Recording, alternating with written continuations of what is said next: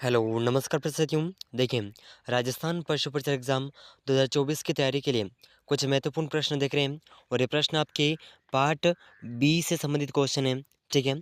और part B से संबंधित आपके 45 नंबर के प्रश्न पूछे जाते हैं, ठीक है?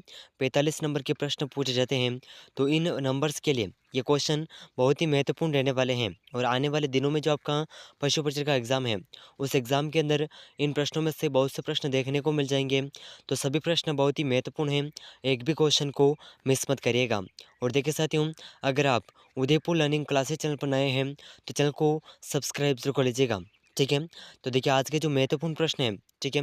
इन प्रश्नों की श्रृंखला में आज का अपना शानदार प्रश्न आपके सामने है, बहुत ही शानदार क्वेश्चन है और आपको इन सभी प्रश्नों में से आपके कितने प्रश्न सही होते हैं, कमेंट ज़रूर करते रहिएगा, ठीक है? तो देखिए आज का बहुत ही महत्वपूर्ण प्रश्न, टेस्टोस्टेरोन हार्मोन स्रावित होता है। तो देखिए साथियों, टेस्टोस्टेरोन हार्मोन किस कोशिकाओं में स्रावित होता है? तो देखिए इसका ऑप्शन 1 है, ऑप्शन 1 गोबलेट कोशिकाओं से, ऑप्शन 2 है लेडिंग कोशिकाओं से, ऑप्शन 3 है सोली कोशिकाओं से, ऑप्शन 4 है उपयुक्त में से कोई नहीं। तो देखिए साथियों, टेस्टोस्टेरोन हार्मोन स्रावित होता है, तो सबसे पहले ये जान लीजिए कि ये हार्मोन जो है किस में स्रावित होता है। तो ये नर के अंदर स्रावित होता है, यानी कि मेल के अंदर, ठीक है?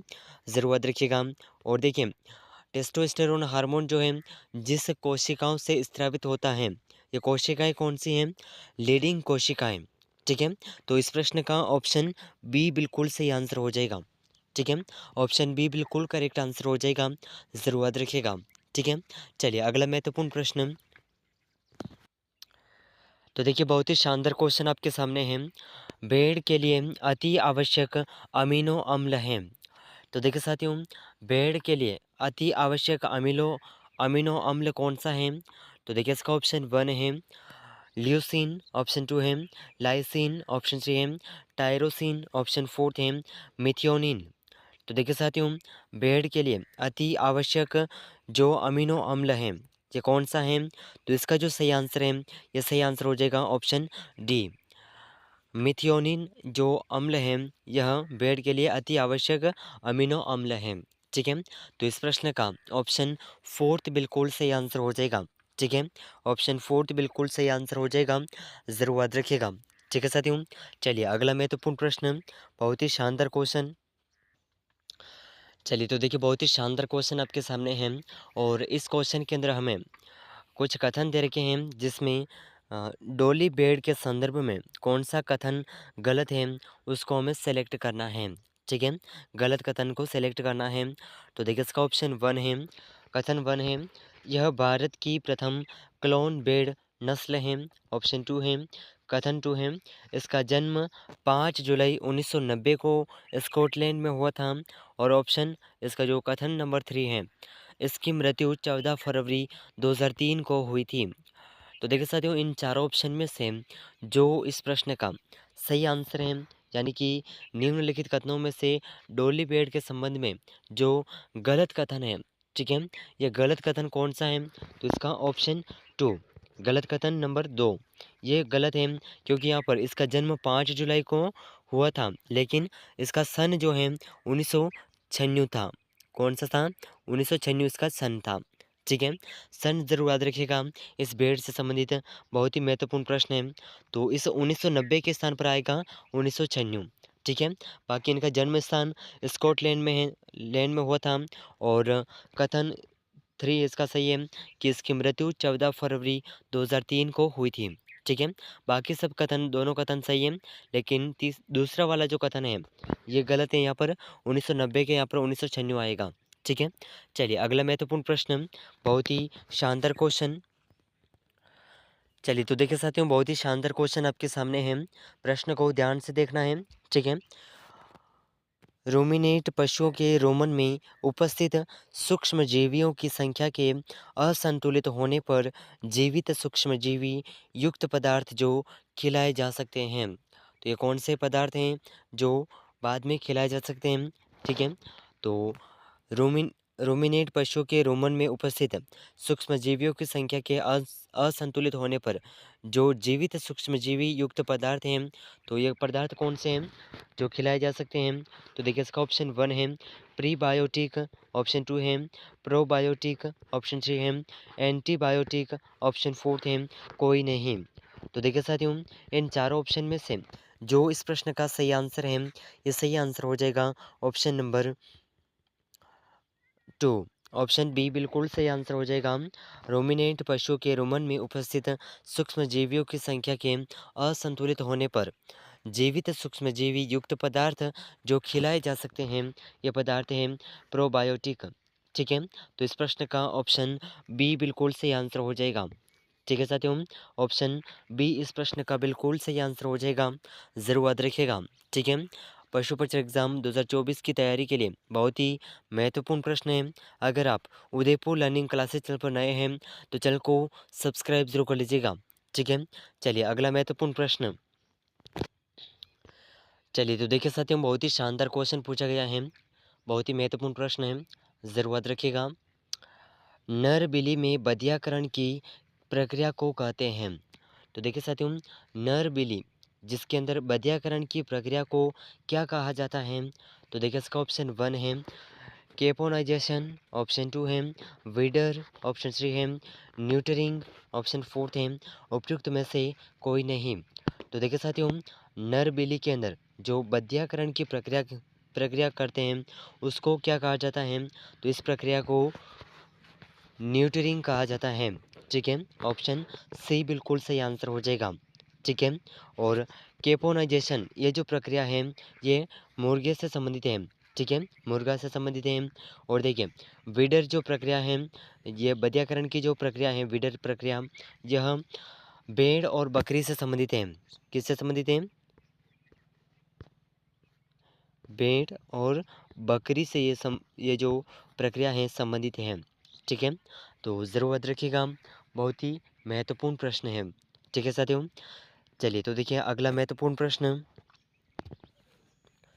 चलिए तो देखिए साथियों, बहुत ही शानदार क्वेश्चन आपके सामने है। वुल्फ दांत होते हैं, तो देखिए साथियों, वुल्फ दांत कौन से पशु के अंदर होते हैं? तो इनके यहाँ पर पूछा गया है कि इन दांतों का कार्य क्या है। ठीक है, तो पहले ये ऑप्शन देख लीजिए, इसके बाद में ये कौन से पशु के अंदर पाए जाते हैं कमेंट करके ज़रूर बताइएगा।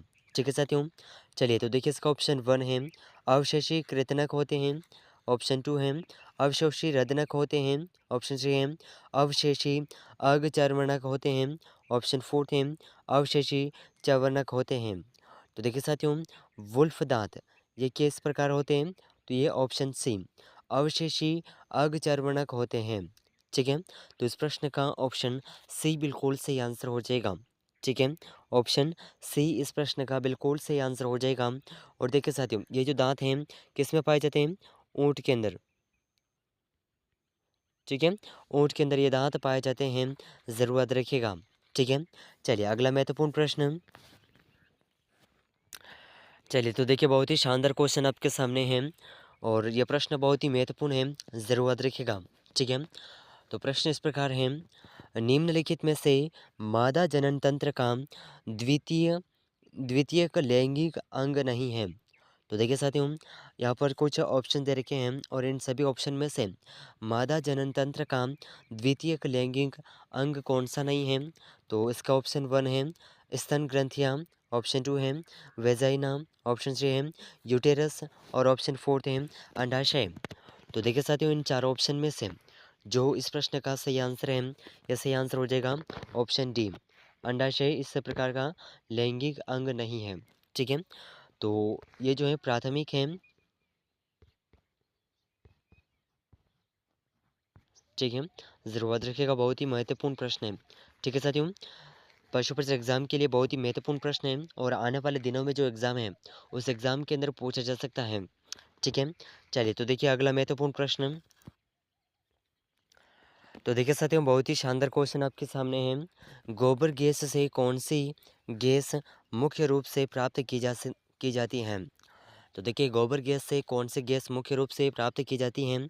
तो इसका ऑप्शन 1 है methane gas, CFC gas, carbon monoxide, NO2। तो देखिए साथियों, इन चार ऑप्शन में से गोबर गैस से जिस प्रकार की गैस मुख्य रूप से प्राप्त की जाती है, ये गैस है मीथेन गैस। ठीक है, तो ऑप्शन 1 इस प्रश्न का बिल्कुल सही आंसर हो जाएगा। ठीक है ना, ऑप्शन 1 बिल्कुल सही आंसर हो जाएगा। चलिए अगला महत्वपूर्ण प्रश्न। तो देखिए बहुत ही शानदार क्वेश्चन आपके सामने हैं, और देखिए इस प्रकार के जो करंट अफेयर्स हैं, आप वर्तमान के करंट अफेयर से ज़रूर देखिएगा। तो ये प्रश्न पूर्व के एग्जाम में पूछा गया प्रश्न है। ठीक है, तो प्रश्न इस प्रकार है, भारत में वर्ष 2022 और 23 के दौरान कुल मांस उत्पादन का कितने प्रतिशत योगदान मुर्गियों से प्राप्त किया जाता है। तो ये जो योगदान है 51.14% जो योगदान है मांस का, यह मुर्गियों से प्राप्त किया जाता है। ठीक है, चलिए तो देखिए अगला महत्वपूर्ण प्रश्न। तो देखिए साथियों बहुत ही शानदार क्वेश्चन आपके सामने हैं, बहुत ही महत्वपूर्ण प्रश्न। ऊँट की किस नस्ल में त्वचा पर मोटे बाल पाए जाते हैं जो इसकी मधुमक्खियों से रक्षा करती है। तो देखिए साथियों, ऊँट की ऐसी कौन सी नस्ल है जिसके त्वचा पर मोटे बाल पाए जाते हैं जो इससे मधुमक्खियों से इसकी रक्षा करती हैं। तो देखिए इसका ऑप्शन 1 है मालवी नस्ल, मारवाड़ी नस्ल, मेवाड़ी नस्ल, मेवाती नस्ल। तो देखिए इन चार ऑप्शन में से जो इस प्रश्न का सही आंसर है, यह सही आंसर हो जाएगा ऊँट की यह मेवाड़ी नस्ल है। ठीक है, तो इस प्रश्न का ऑप्शन सी बिल्कुल सही आंसर हो जाएगा। ठीक है, ज़रूर याद रखिएगा, बहुत ही महत्वपूर्ण क्वेश्चन है। तो देखिए साथियों, इस क्लास के अंदर हमने कुछ महत्वपूर्ण प्रश्नों को कवर किया है, जिन सभी प्रश्नों में से आपके कितने प्रश्न सही हो रहे हैं कमेंट करके ज़रूर बताइएगा। ठीक है, और देखिए अगर आप उदयपुर लर्निंग क्लासेस चैनल पर नए हैं तो चैनल को सब्सक्राइब जरूर कर लीजिएगा। ठीक है, आने वाले दिनों में जो पशु परिचर का एग्ज़ाम है, उस एग्ज़ाम के अंदर आपको इन प्रश्नों में से बहुत से प्रश्न देखने को मिल जाएंगे। ठीक है, तो चलिए मिलते हैं अगले महत्वपूर्ण प्रश्नों के साथ में, तब तक के लिए जय हिंद, जय भारत।